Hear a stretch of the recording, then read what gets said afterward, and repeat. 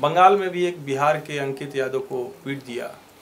बिल्कुल। क्यों पीट दिया? वो गया था बेचारा एसएसबी का एग्जाम देने, उसको टेस्ट देने, वहाँ कुछ लोग आए उठा के और आधे कपड़े में था, उसको कर दिया, वो पीट दिया। और तेजस्वी अखिलेश राहुल कुछ बोले ही नहीं। नहीं बोलेंगे कैसे? उसने तो राहुल गांधी की बात सुनी उन लोगों ने ना, जिसने उस बच्चे को पीटा, अंकित यादव जिसको पीटा। राहुल गांधी की बात सुनी? राहुल गांधी कह रहे थे ना कि बाहरियों के हाथ में सब कुछ है। वो कश्मीर में बाहरियों की बात कर रहे थे, तो बिहार का जब बंगाल में चला गया तो वो भी तो बाहरी हो गया। अगर राहुल गांधी की इस परिभाषा को अगर देखें कि LG lieutenant governor Manoj Sinha वो बाहर के हैं, तो उस हिसाब से तो बेचारा वो अंकित यादव भी जो है वो बिहार से बंगाल जाने का उसने अपराध कर दिया।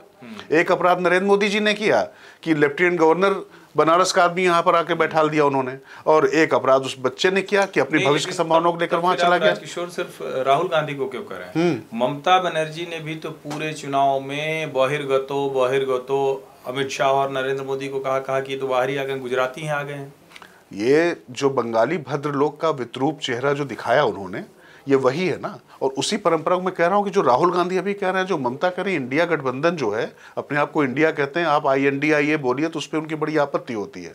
लेकिन जिस तरीके से आपत्ति हो चाहे जो, मैं तो पहले भी उनके प्रवक्ताओं को भी कह चुका हूं, फिर से कह रहा हूं, देश का नाम किसी पार्टी के गठजोड़ को नहीं दिया जा सकती। पार्टी का गठजोड़ आज टूटेगा, कटेगा, फटेगा। बिल्कुल, भारत को भी काटने फाटने की मंशा किसी को होगी, फाड़ने की, तोड़ने की, लेकिन हम भारत के लोग तो कभी जो है किसी पार्टी को, किसी गठजोड़ को नहीं मान सकते।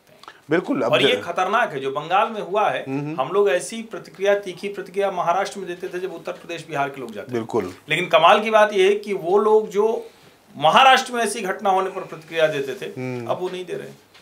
नहीं, वो लोग नहीं। और ये पिछड़ा दलित अल्पसंख्यक की बात करते हैं, वो कहना नहीं चाहिए, ये सब चर्चा बेकार होती है, लेकिन फिर भी करना तो पड़ता है। वो अंकित यादव है। हाँ, और उस पर भी तेजस्वी यादव कुछ इसलिए नहीं बोलेंगे क्योंकि वहां पर ममता बनर्जी की सरकार है। अभी यही कोई भारतीय जनता पार्टी शासित सरकार होती तो वो सवाल उठाते हैं। तो यहाँ पर बात वही है ना कि अपनी सहूलियत के हिसाब से जो तर्क ढूंढ कर लाए जाते हैं और बचाव की ढाल बना ली जाती है। लेकिन वो वीडियो सिहराने वाला है, डराता है वो। मतलब वो बच्चे सो रहे हैं और उनको उठा के इसलिए उनसे कागज निकाले जाए, दिखाया तुम यहाँ पर, तुम्हारी हिम्मत कैसे हो गई। मतलब हिंदुस्तान में आप कहीं पर भी जाएंगे तो वहां पर भी परमिट लेकर जाएंगे। तो बच्चे पढ़ लिख के मेहनत कर रहे हैं, तब वो कर रहे हैं। जहां का भी बच्चा होगा वो करेगा, इसमें कौन सी बात है? ये तो कोई पूछने की बात ही नहीं थी। अरे भाई, दिल्ली में जहां पर हम लोग बैठे हो, यहाँ पर सभी राज्यों से लोग आते हैं और सब अपनी आजीविका चलाते हैं और दिल्ली के और देश के निर्माण में अपना योगदान देते हैं। बिल्कुल। और यही तरीका है, आप जब तक देश के हर हिस्से को ऐसे नहीं खोलेंगे तभी तो विकास हो रहा है। जो विकसित राज्य हैं यहाँ के, वहाँ राज्य के दूसरे हिस्सों से लोग जाके उनको इकोनॉमी में ग्रो करने को, उसका एक इंजन जो है वो उसी को चला रहे हैं। बिल्कुल। और इसी ने मैं कहता हूँ कि ये जो बार बार आप जब विभाजन करते हैं ना, तो एक बार न्यूक्लियर फिजन आपने शुरू तो कर दिया, नाभिकीय विखंडन आपने शुरू तो कर दिया, वो आखिरी मॉलिक्यूल तक जाएगा।